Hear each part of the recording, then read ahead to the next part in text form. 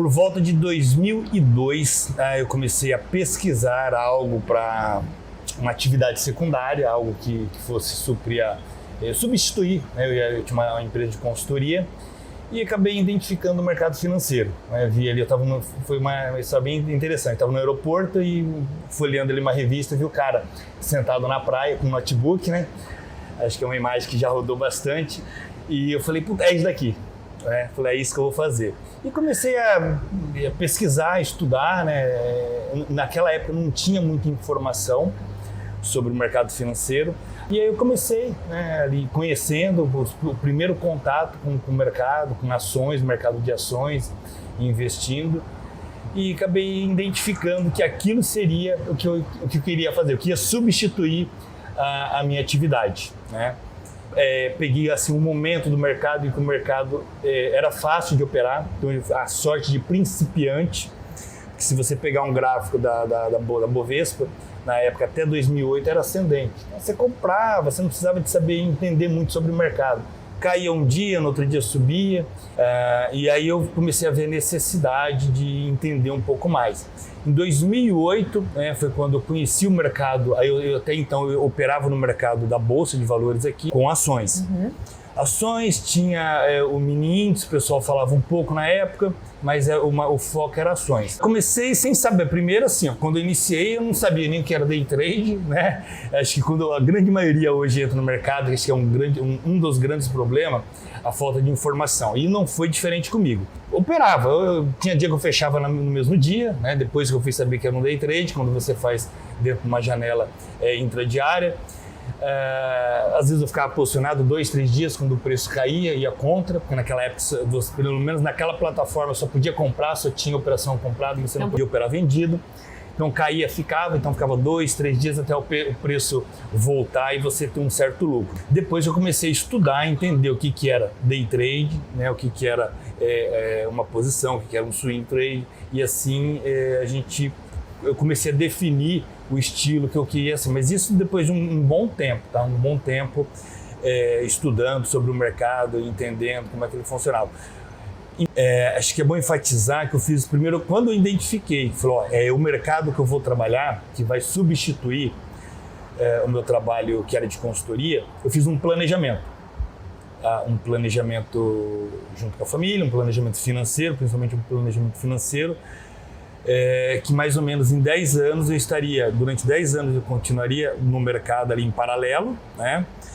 Nos momentos que então, voltando àquela pergunta, né, de day trade, então nem sempre eu conseguia analisar o mercado no intraday, porque eu estava trabalhando, então eu abria às vezes a plataforma no final do dia, no final do pregão, fazia uma posição, deixava depois de 1 dia, 2 dias ia estar fechando essa posição. O que aconteceu? Eu acabei identificando então, quando eu falei, realmente é isso que eu vou fazer, eu fiz esse planejamento financeiro para 10 anos, ficar full time no mercado.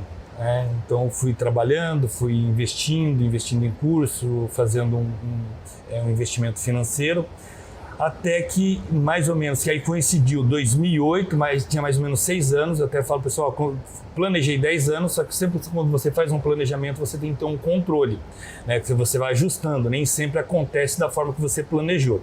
Mas felizmente eu consegui, antes desses 10 anos, largar a consultoria, o trabalho de consultoria, e ficar full time no mercado financeiro. Então, mais ou menos aí foi uns 6, 7 anos após o início, o primeiro contato com o mercado. Assim, como eu falei, eu fiz um planejamento financeiro. Meu planejamento eu tinha uma folga, vamos dizer, uma gordura, que se naquele momento, quando eu vou parar com o meu trabalho de consultoria e ficar no mercado financeiro, eu tinha um pulmão, né? Eu acho que isso é um grande problema. A grande maioria pensa, eu quero sair do trabalho, eu fiz um curso estudou durante 30 dias e quer largar o trabalho para viver no próximo mês no mercado financeiro. Não faça isso.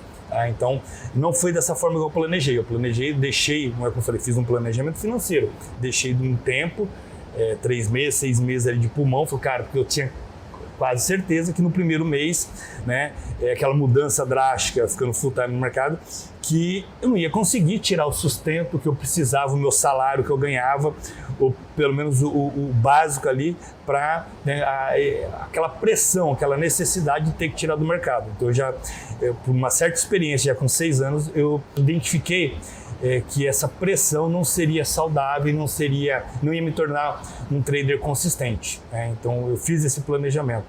Bom, foram vários motivos, né? Eu sempre fui muito curioso, sempre gostei muito de estudar e estudando acabei me deparando com esse mercado lá fora, né?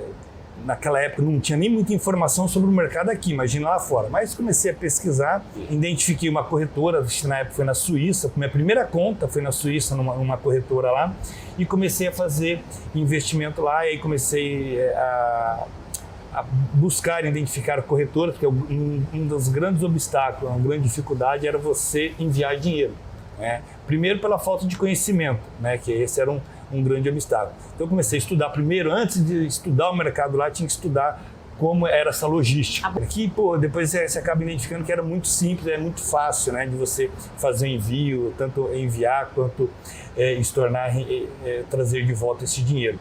Então nesse momento aí, nessa identificação, acabei estudando e identificando e vi algumas vantagens. Naquela época, a gente, imagina, 2007 mais ou menos, tinha algumas corretoras, mas poucas corretoras, que fica aquela questão meio um pouco centralizado e não tem um serviço de excelência que nós, como clientes, né, temos o direito de receber. E isso lá fora é algo comum. Esse tipo de qualidade prestada para o cliente, desde atendimento, a parte de tecnologia, né? E isso eu vejo ainda, mesmo hoje, com hoje muitas corretoras, né, entrando no mercado após esse momento, essa época, que acabaram crescendo, corretoras grandes hoje, eu vejo ainda essa carência, né? Identificando essa carência. Então, um dos principais motivos foi isso, o atendimento, a qualidade, a questão de tecnologia, né, em plataformas, foi um grande motivador. E assim, um mercado que eu costumo fazer uma analogia, né, com os alunos, assim, cara, é o Fusca e a Ferrari, né? Enquanto você anda de Fusca, você nunca dirigiu uma Ferrari, cara, o Fusca vai te levar a qualquer local, cara, é um excelente carro, né?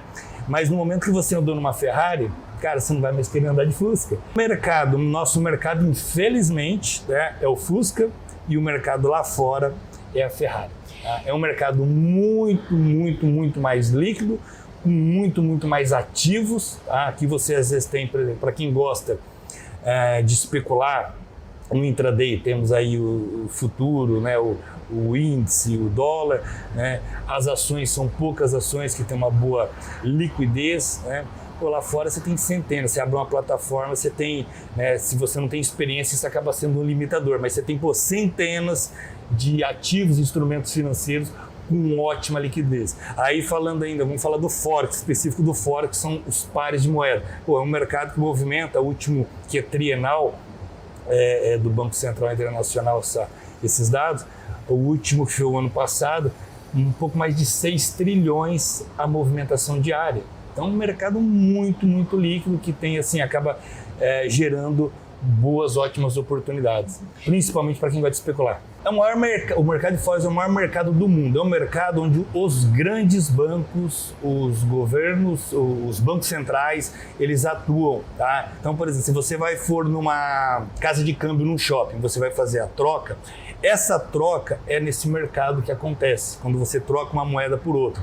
Quando uma grande empresa, vai fazer uma importação de um produto, equipamento, por exemplo, o Brasil vai comprar um produto lá na China, tá? Ele tem que transformar na moeda, ou vai comprar no Japão, tem que transformar em o real. Então essa troca é nesse mercado que acontece. Por isso que é um mercado tão grande.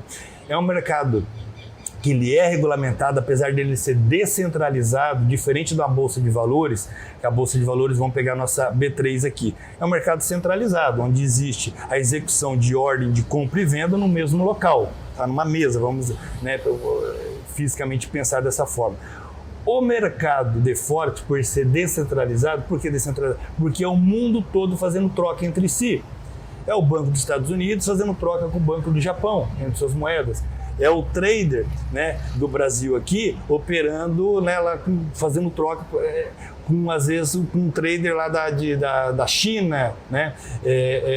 Da Filipina, enfim, pessoas sentadas no seu notebook ali fazendo a operação de compra e venda e fazendo essa troca, né? Que é um mercado onde não se cria dinheiro, apenas vai mudando de mão em mão, mas ele sim, ele é regulamentado. Aí onde eu falo, pessoal, por isso que é importante quando eu iniciei pesquisar o local que você vai abrir a sua conta corretora. Então existe, por exemplo, Estados Unidos, a Inglaterra, locais onde existe um órgão fiscalizador, como a nossa CVM aqui, que fiscalizam as corretoras. Então, qualquer problema que o cliente pode ter lá com a corretora, ele tem onde reclamar, né? A corretora tem um problema lá com uma operação, por exemplo, né? Me estopou onde não tinha stop, onde não era posicionado. Então, você tem um local para reclamar. Você tem uma, né, por exemplo, na Inglaterra, a FCA, é um órgão muito exigente, eles exigem as corretoras lá, elas trabalham assim, no fio da linha, assim, tem medo para você abrir uma conta, às vezes, numa corretora da Inglaterra, existe um pouco mais de exigência do que, às vezes, numa corretora que você vai abrir em outro país. O Forex ele tem em todos os países, então acaba tendo essa exigência devido a esse órgão fiscalizador que tem, como acontece também nos Estados Unidos, o órgão fiscalizador lá também é bem exigente.